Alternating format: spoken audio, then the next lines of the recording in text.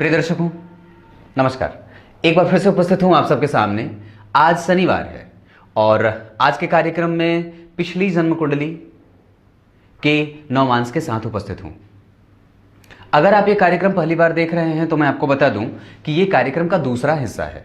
इसका पहला हिस्सा इसके जस्ट पिछली संख्या के वीडियो में आपको मिल जाएगा। आइए कार्यक्रम अंतिम तक देखा करिए।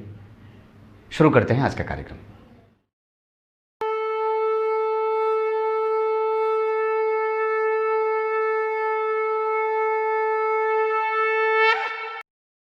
आइए अब आपको सीधे मुद्दे पे लेके आता हूं। ये कुंडली बनी थी मिथुन लग्न की। लग्न के अधिपति 12 में बैठे थे। व्यक्तित्व का क्षय यहां भी हो रहा है। नवमांस में भी देखिए वृश्चिक लग्न की कुंडली बन रही है और मंगल 12 में है। यहां भी वो परिवर्तन में ही जा रहे हैं शुक्र के साथ। देखिए शुक्र मंगल की राशि में और मंगल शुक्र की राशि में। यहां भी वो परिवर्तन में थे गुरु के साथ। यहां वो लग्न के अधिपति होते हैं और यहां पे उनकी राशि देखिए या तो लाभ में बनती है और यहां त्रिक भाव में। यहां भी वो त्रिक भाव में ही बैठे हैं, लेकिन यहां पे उनकी एक राशि देखिए रोग भाव में बन रही है। त्रिक भाव ये भी है दुह स्थान, और यहां वो लग्न के भी अधिपति, मतलब सेम स्थितियां बन रही हैं। यहां का जो मिथुन लग्न था उसके अधिपति 12 में गए। यहां का जो लग्नेश है वृश्चिक राशि के अधिपति जो यहां पे रोग में राशि बन रही थी। गौर करिए, कुछ लोग ऐसे हैं जो ये बोलते हैं कि मुझे समझ में नहीं आती, इस वजह से समझा देता हूं। यहां पे मूलतः लग्न का अधिपति 12 में गया है। यहां पे लग्न का अधिपति भी 12 में गया है। मतलब व्यक्तित्व को संभालना जरूरी है। माता पिता को इनके ऊपर हमेशा ही ध्यान देने की आवश्यकता रहेगी, क्योंकि व्यक्तित्व को एक दिशा और समुचित आईना नहीं मिल रहा है। कारण है क्या? क्योंकि एक तो यहां ठहरा बुध, वो सूर्य के साथ 12 में गया था। सूर्य किसी भी व्यक्ति के जीवन को दिशा निर्देश देने वाले ग्रह होते हैं। वो दरअसल व्यक्ति को इस चीज का भान और एहसास कराते रहते हैं कि कितना जरूरी है ये चीज और कितना जरूरी है ये। गुरु जो होते हैं अगर कुंडली में कमजोर रहे तो व्यक्ति को अच्छी और बुरी चीजों में अंतर पता नहीं चलने देते हैं। यहां पे भी लग्न का अधिपति 12 में गया था। ये परिवर्तन कर रहा है व्ययेश के साथ। यहां देखिए लग्न का अधिपति व्यय में बैठा और व्यय भाव के अधिपति जो बनते हैं वो शुक्र किसके साथ परिवर्तन में है? लग्नेश के साथ। दरअसल यहां पे शुक्र अपने में बल में तो वृद्धि दे देंगे, लेकिन शुक्र का कहीं से भी मंगल को देखना ये ठीक नहीं होता है। व्यक्ति के चरित्र को कमजोर करने की ताकत और हैसियत रखने वाला ये ग्रह हो जाता है। शुक्र के साथ मंगल होगा तो शुक्र है सांसारिक भोग का अधिपति और मंगल होता है उग्रता। इसको वो वृद्धि में रख देगा। यहां वो गुरु के साथ परिवर्तन में था, पर गुरु जो है वो षड्बल में कमजोर थे। इस वजह से मंगल का बल वहां भी बढ़ता दिख रहा था। यहां तो वो फिर भी लग्नेश बल रहा है तो आधिपत्य स्वीकार कर रहा है, और शुक्र जो है उसके परिवर्तन में जा रहे हैं। इस वजह से व्यक्ति को भोग के प्रति आकर्षण से बचाना होगा। एक बात जो कि सवालों में आया था, ये भी इन्होंने ये पूछा था कि क्या मेरा बेटा सैनिक सेवा में जा सकता है? जा सकता है। उसकी स्थिति अगर व्यक्ति के अंदर वो बात और ललक है तो दशमांश कुंडली में तो वो स्थिति बन रही है, नवमांश में बहुत ज्यादा बेहतर बन रही है। कारण है क्या? क्योंकि यहां पे वो बनता है लाभ का अधिपति दशम में बैठा था। यहां वो बनता है लग्न का अधिपति 12 में होकर के 12वें भाव के अधिपति शुक्र के साथ परिवर्तन हुआ है। मंगल की उच्च दृष्टि देखिए यहां पड़ रही है, जहां गुरु का नीचत्व वो भंग कर रहे हैं। गुरु का नीचत्व यहां मंगल की 1 2 3 4 चौथी दृष्टि पड़ी तो मंगल का नीचत्व, गुरु का नीचत्व भंग मंगल ने किया, और अपने व्यय भाव को जो वो जाने के कारण उसके जो प्रभाव में कमी आ रही है वो दरअसल उसमें वो वृद्धि भी दे रहा है, क्योंकि कारक भाव को अपना देख रहा है। गुरु वहां नीच के हैं, वक्री हैं, तो वो बेहतर भी परिणाम देने वाले हो जाएंगे। ये बात, क्योंकि एक तो नीचत्व भंग होगा मंगल के देखने के कारण, तो ये बात यहां भी बन रही है। अब अगर मैं लग्न को पहले चर्चा में रख रहा था, अब सूर्य से शुरू करता हूं कि सूर्य कैसे हैं। लग्न कुंडली में उनकी चर्चा मैंने करी थी। पूर्णतः वो लाभ के भाव में उनकी उच्च की राशि बनी, वहां से वो निकल करके जा रहे हैं व्यय भाव में। लाभ के फल को भोगने के बाद जब वो ग्रह शुक्र की राशि में जाएगा तो व्यक्ति के व्यक्तित्व को भोगी बनाने के लिए तूलेगा, और अपनी दशाओं में व्यक्ति खर्च ज्यादा करेगा, अपने मति बुद्धि का खर्च ज्यादा करेगा। हो सकता है उस समय गलत निर्णय भी लेने वाली स्थितियां बन जाए। ये बात दिखती है। क्योंकि बुद्धिमता का जो कारण ग्रह बनता है वो बुध 12 में बैठा है और यहाँ का अधिपति शुक्र उसको बुद्धिमान तो बनाएगा, निर्णय अच्छा लेने में ये सहयोग करेगा, परंतु कहीं ना कहीं व्यक्ति को कमजोर भी बनाएगा, क्योंकि बुध 12 में है और चंद्रमा देखिए इनकी कुंडली में विष दोष से पीड़ित है।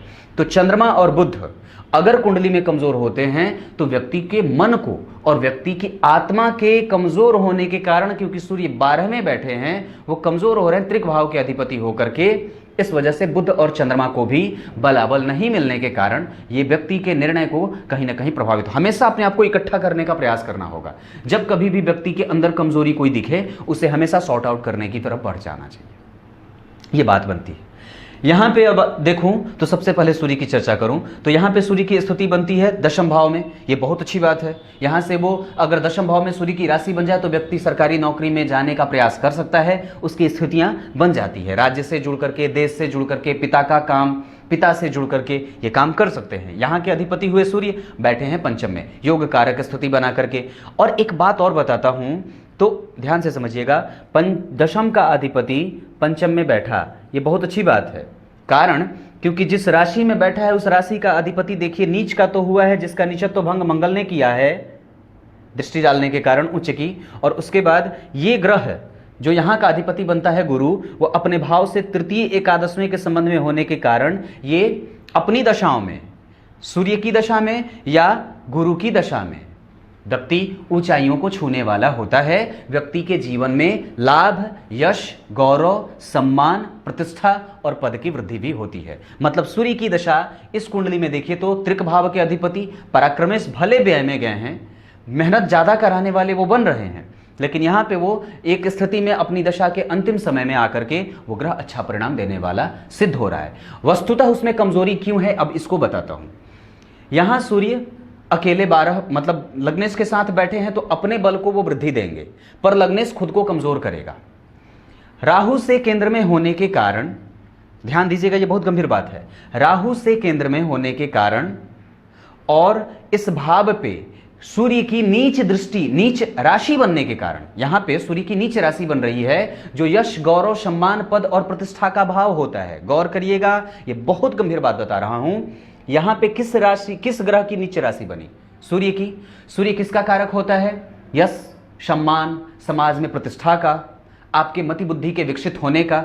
तो यहां पे उसकी नीच राशि बनी।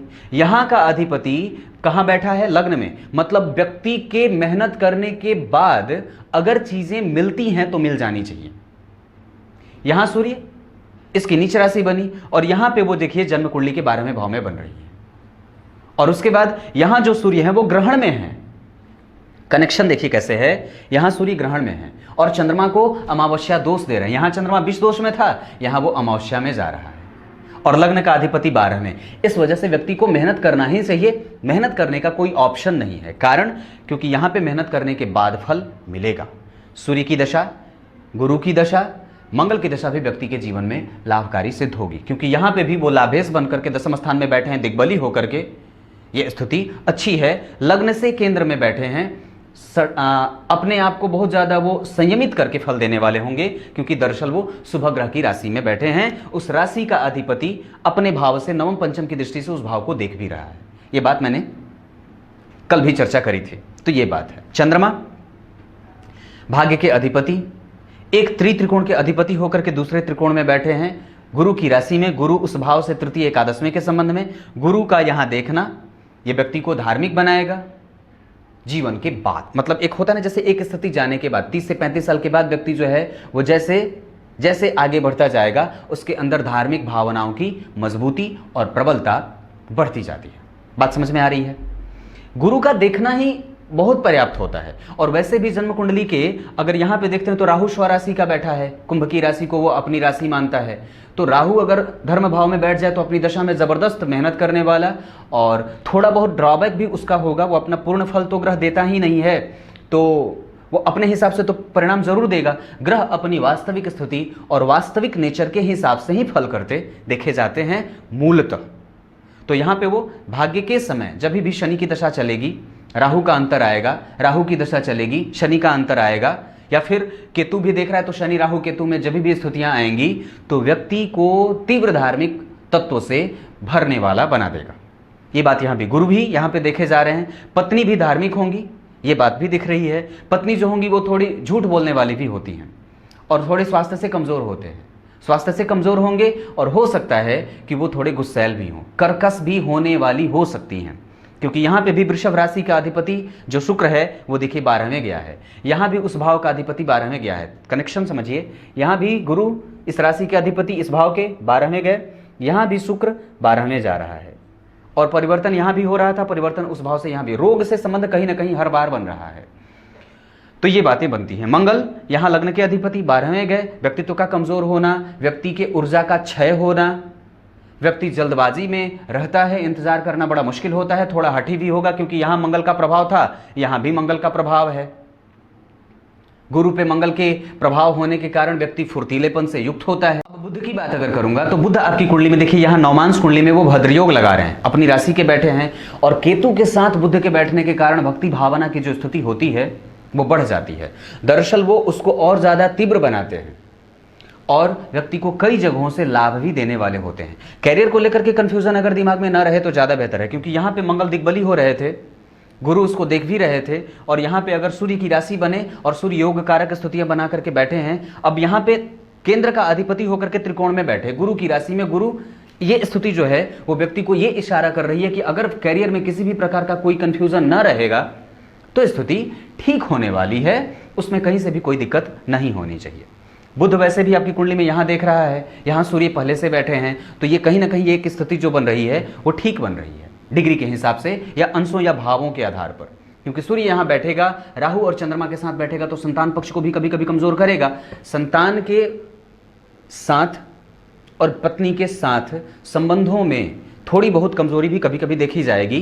वस्तुतः उनके स्वास्थ्य को कमजोर होने की स्थितियां यहाँ भी बन रही हैं, क्योंकि लग्नेश का व्यय में जाना, सप्तमेश का छठे में जाना, सूर्य का पंचम में राहु के साथ और अमावस्या दोष का यहाँ पे पैदा होना, और गुरु यहाँ के मूलतः अधिपति नीच के हैं परंतु उसका नीचत्व भंग हुआ है तो वो अपने भाव को लाभ देंगे। गुरु की दृष्टि भी यहाँ से है, इस वजह से इस भाव को वो सरलता से मजबूत बनाने वाली भी स्थितियों में ले जाएंगे। कुंडली मिलाकर के ही विवाह कर लेना चाहिए। बुध के बाद अगर गुरु की बात करूं, गुरु यहाँ पे बनते हैं द्वितीय भाव के अधिपति और उनकी दूसरी राशि पंचम भाव में, इन दोनों भाव के अधिपति होकर के नीच के हैं। यहाँ पे वो षड्बल में कमजोर थे, रोग भाव में बैठे थे। गुरु अगर कमजोर हो तो वो व्यक्ति के जीवन के सुलभता को कमजोर करते हैं और व्यक्ति को ये समझने में मुश्किल या मुश्किलात पैदा कर देते हैं कि उसे क्या करना चाहिए और सही निर्णय उसके लिए क्या होगा और गलत निर्णय क्या होगा। निर्णय लेने में इस कुंडली में परेशानी होगी क्योंकि बुध 12वें है, चंद्रमा यहां भी जो है वो विषदोष में था, यहां भी वो ग्रहण में है, ये बात बनती है। इस वजह से हमेशा ही याद रहने वाली बात है, निर्णय लेने से पहले बहुत अच्छे तरीके से उसका ग्राफ बनाइए, उसके लाभ, उसके ड्रॉबैक क्या होने वाले हैं। जीवन में कभी भी आगे बढ़ना हो तो हमेशा ही वृश्चिक या मेष, इन राशियों का, वृश्चिक से ज्यादा मेष राशि आपको लाभ करने वाली है। मेष राशि के शहरों में जाकर के, मेष राशि के व्यक्ति के साथ संबंध बना करके अगर विवाह कभी करना होगा तो आपकी स्थिति जो बनती है वो कर्क राशि की बनती है, या फिर आपकी कुंडली में एक स्थिति और कि कर्क राशि की ही दोनों तरीके से बन रही है, क्योंकि चंद्रमा यहां बैठे हैं और शुक्र जो है वो मिथुन के भी बनेंगे, मिथुन से ज्यादा बढ़िया कर्क और मेष। अगर इन दोनों नामों के व्यक्ति के साथ अपना जीवन संबंध और आगे बढ़ाना चाहते हैं या पार्टनर के संबंध में रखना चाहते हैं तो आप आगे जा सकते हैं। आपकी कुंडली में जो स्थिति बन रही है वो मीन राशि सर्वश्रेष्ठ बन रही है, क्योंकि यहाँ का अधिपति उसको देख रहा है। साथ ही साथ अगर देखता हूं तो बाकी के अन्य राशियों में मीन राशि को बलाबल ज्यादा मिलता दिख रहा है। यहाँ पे अगर देखता हूं तो गुरु की बात कर रहा था, गुरु यहाँ से यहाँ देख रहे हैं, वो नीच के बैठे, मंगल ने उनका नीचत्व भंग किया और वो बनते हैं धन के और पंचम के अधिपति, नीच के होके बैठे हैं, पराक्रम करना ही पड़ेगा। और ऐसे भी एक बात बताऊं तो ये स्थिति जो है कि गुरु जब कमजोर हो, धन भाव में या पैतृक संपत्ति के भाव में विषदोष बना हो, मंगल यहाँ पे बैठे हो लाभ के अधिपति होकर के, तो पैतृक संपत्ति से लाभ तो है परंतु थोड़ा कम। व्यक्ति को अपने ही बल पे आगे बढ़ने की स्थितियां जीवन में दिखती हैं। ऐसा नहीं है, पिता के साथ संबंधों को बेहतर बनाने की आवश्यकता इस कुंडली में हमेशा रहेगी, क्योंकि यहाँ विषदोष लगा हुआ है। यहाँ पे मंगल बैठा हुआ है जो कि पापी भाव का अधिपति होता है और वो दरअसल आपके लग्न को भी देख रहा है, लग्न का अधिपति 12वें गया है। इस वजह से व्यक्तित्व को हमेशा ही समेटने का प्रयास करना होगा। धर्म के रास्ते पर ही चल करके अपने जीवन की यात्रा पूरी करी जाए तो ज्यादा बेहतर है। ये बात समझने में आ रही है। गुरु के बाद शुक्र की बात करूंगा, यहां सप्तम के अधिपति होते हैं, उनकी दूसरी राशि जन्म कुंडली के लाभ भाव व्यय भाव में बन रही है। यहां पे भी एक राशि उनकी व्यय में बन रही थी, और वहां पे अगर देखते हैं नवमांश में तो वो सप्तम भाव के अधिपति होकर के छठे में बैठे। यहां भी सप्तम में छठे में, कहीं ना कहीं ये विचार करने वाली बात है कि व्यक्ति को अपने दाम्पत्य को हमेशा ही फ्लरिश करने की स्थिति बननी चाहिए और बना करके रखनी चाहिए। पत्नी का स्वास्थ्य थोड़ा कमजोर होगा, वो कई बार बता चुका हूं। शुक्र के बाद शनि की बात करूंगा तो शनि आपकी कुंडली में बैठे हैं अपनी ही राशि के। देखिए यहां कुंभ राशि बनती है, यह शनि की अपनी मूल त्रिकोण राशि होती है, और यहां पे शनि को अगर देखता हूं तो वो विषदोष में पैदा कर रहे थे, और वहां वो बनते हैं अष्टम और नवम के अधिपति। नवम के अधिपति होने के बाद अष्टम के अधिपति होने के कारण उनको नवमांश कुंडली में अगर देखता हूं तो वहां पे उनकी उच्च राशि जो बनी है वो व्यय में बनी है, और साथ ही साथ वो होते भी हैं तो वृश्चिक लग्न की कुंडली के लिए वो कारक नहीं होते हैं और वो कमजोर हो जाते हैं, क्योंकि चतुर्थ भाव के अधिपति होने के कारण व्यक्ति अपना बैलेंस हमेशा बना करके रखे, न तो अपने धन के बारे में किसी को बताए और न कभी किसी को समझाए। एक बात बता दूं तो हमेशा ही अपने मित्रों से बहुत ज्यादा बच करके रहने की आवश्यकता है, क्योंकि यहां भी वो भाव खाली है, उसका अधिपति 12 में गया है, जो लग्नेश होने के साथ साथ अपने आप को कमजोर कर रहा है, क्योंकि तृतीय भाव के अधिपति के साथ उसकी स्थिति बन रही है। वो व्यक्ति को कभी न कभी चीटिंग करने की स्थिति में भी ले जाता है, व्यक्ति के साथ लोग धोखेबाजी भी कर देते हैं, क्योंकि चंद्रमा यहां भी विष दोष में था, यहां भी ग्रहण में है।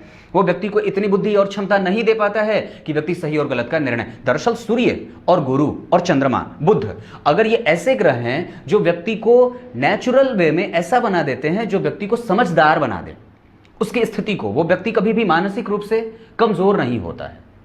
उसे क्या करना है, कहां जाना है, कौन सा निर्णय सही है, क्या करना चाहिए, कैसे बात करना है, बिहेवियर क्या होगा, ये सारी चीजें जो एक सामाजिक दृष्टिकोण से अगर देखा जाता है, जो व्यक्ति के रेगुलर बेसिस में, जो सामान्य जीवन में, जो व्यक्ति आम जनजीवन में जो चीजें देखने को मिलती हैं वो थोड़ी कमजोर सी हो जाती हैं, क्योंकि यही वो ग्रह हैं जो व्यक्तित्व को दिशा और दशा प्रदान करते हैं। अगर इन ग्रहों की कुंडली में कमजोरी हो जाए, जैसे सूर्य कमजोर तो आत्मा को कमजोर कर देगा, वो व्यक्ति के अंदर धार्मिक भावनाओं में कमजोरी कर देता है। चंद्रमा कमजोर हो जाए तो व्यक्ति समझ नहीं पाता है कि उसे क्या बोलना है, कैसे रिप्रेजेंट करना है अपनी स्थिति को। मंगल अगर कमजोर हो जाएगा तो व्यक्ति को आलस्य का मालिक बना देता है। गुरु अगर कमजोर हो जाएंगे तो उसे सही गलत का भेद नहीं पता चलेगा। बुध कमजोर हो जाएंगे तो निर्णय लेने में दिक्कत होगी, व्यक्ति को हमेशा कोई ना कोई समस्या चंद्रमा के कमजोर होने। तो ये जो चीजें हैं वो कुंडली में कहीं ना कहीं बन जाती हैं, बहुत सामान्य सी बात है। शुक्र की बात करी, शनि यहां बैठे तो माता को मांसपेशियों का दर्द भी देते हैं। और एक बात बता दूं तो शनि की स्थिति अगर देखता हूं तो शनि की तीसरी दृष्टि यहां पे पड़ रही है और मंगल की दृष्टि यहां है। और एक बात बताऊं तो यहां पे इस कुंडली के लिए शनि अष्टमेश होकर के माता के भाव को, ये मैंने कल भी चर्चा करी थी कि व्यक्ति के माता के साथ संबंधों को और पिता के साथ संबंधों को हमेशा ही रेगुलराइज फ्लरिश करना है, उसको नर्चर करने की आवश्यकता पड़ेगी, हमेशा ही उसको पोषित करना है। माता पिता का धर्म पालन करना, उनके साथ स्थितियों को मजबूत और मेंटेन करना, ये व्यक्ति को बनाना चाहिए। शनि की तीसरी दृष्टि यहां है, ये व्यक्ति को आलस्य देगा क्योंकि नीच की दृष्टि पड़ रही है उसकी, और शुक्र वहां पहले से ही बैठे हैं तो व्यक्ति को भोग और विस्तर का प्रेम दे देते हैं, जागृत कर देते हैं, ये बातें बनती हैं। और शनि की स्थिति ये रही, यहां से सातवीं दृष्टि यहां देखेंगे, वो नौकरी आदि की स्थितियों को बढ़ाने वाले बन रहे हैं। व्यक्ति अगर धर्म के मार्ग पर चले तो ज्यादा उत्तम होगा, कभी भी धर्म को छोड़ना नहीं है। रेगुलर या प्रत्येक दिन व्यक्ति किसी न किसी मंत्र का जप किया करे, प्रत्येक दिन किसी मंदिर का दर्शन किया करे, अपने जन्म के समय या जन्म के जो वार हैं वह जो जन्म का नक्षत्र है उस दिन किसी पंडित को दान किया करे, किसी ब्राह्मण को दान दे दिया करे, मंदिरों का नियमित दर्शन किया करे, घर में सुंदरकांड आदि का पाठ होता रहे, ये चीजें होती हैं। सत्यनारायण भगवान की कथा हो जानी चाहिए, ये सब चीजें करते रहनी चाहिए। दान वगैरह हो तो गौशाला में कभी कभी दान कर दे अपनी आमदनी का कुछ हिस्सा, ये सब चीजें बनती हैं। तो ये बाकी आपकी कुंडली रही। राहु और केतु की अगर बात करूंगा तो राहु पांचवी दृष्टि से देख रहे हैं, यहाँ भी इनका प्रभाव था भाग्य भाव पे, यहाँ पे भी वो पांचवी दृष्टि से देख रहे हैं। मन को परेशान करेंगे, कभी कभी अपनी दशाओं में आएंगे तो बुद्ध्या विहीन मति विभ्रम सर्वशून्यम वाली स्थिति पैदा करेंगे, वो मति को भ्रम में डालेंगे क्योंकि चंद्रमा के साथ हैं, सूर्य को वो कमजोर कर रहे हैं, ग्रास रहे हैं दोनों को दर्शन, तो ये बात बनती है। राहु की सातवीं दृष्टि यहां, ये बुद्धिमान बनाएंगे, व्यक्ति प्रखर होगा, बुद्धिमान, बुद्धि से युक्त होगा, समझदार होना चाहिए, क्योंकि बुद्ध को अगर राहु देख लेते हैं तो जड़ बुद्धि यहां नहीं बनाएंगे, यहां पे जड़ बुद्धि नहीं बनेगा, क्योंकि डिग्री का अंतर बहुत काफी देखने को मिल रहा था कल के कार्यक्रम में, तो ये बात बन रही है।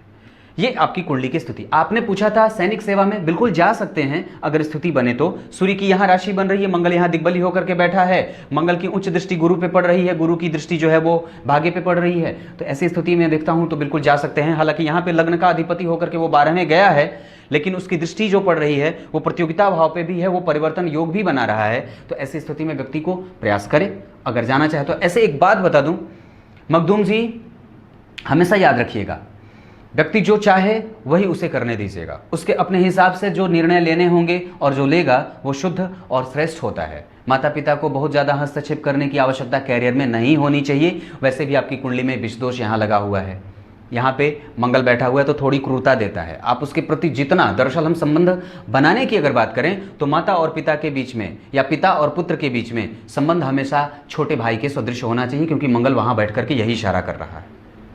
कुछ इसी तरीके से आज के कार्यक्रम का समापन करेंगे, तब तक के लिए इजाजत दीजिए। इस कुंडली में जो सबसे बेहतरीन दशा जाने वाली है वो मंगल की दशा जाने वाली है, और उसके बाद इस कुंडली में जो बहुत अच्छी दशा जाएगी वो शुक्र की जाएगी। उसके बाद अगर देखता हूं तो यहाँ पे अगर आकर के देखता हूं तो चंद्रमा की दशा भी अच्छी जाने वाली होनी चाहिए, क्योंकि वो भले ही हैं परंतु फिर भी वो ठीक हो रहे हैं। तो मंगल की, शुक्र की, गुरु की दशा भी थोड़ी कमजोर नहीं जाएगी, वो कैरियर के लिए जब आएगी तो ग्रोथ देने वाली होगी। शुक्र की दशा व्यक्ति को भोगी बनाएगी, और अभी तो मतलब स्थिति ऐसी बन रही है कि व्यक्ति की कुंडली में अभी गुरु की दशा चल रही है, तो ये स्थितियां बनती है। तब तक के लिए इजाजत दीजिए, कल एक बार फिर से उपस्थित होंगे, तब तक के लिए बहुत बहुत नमस्कार।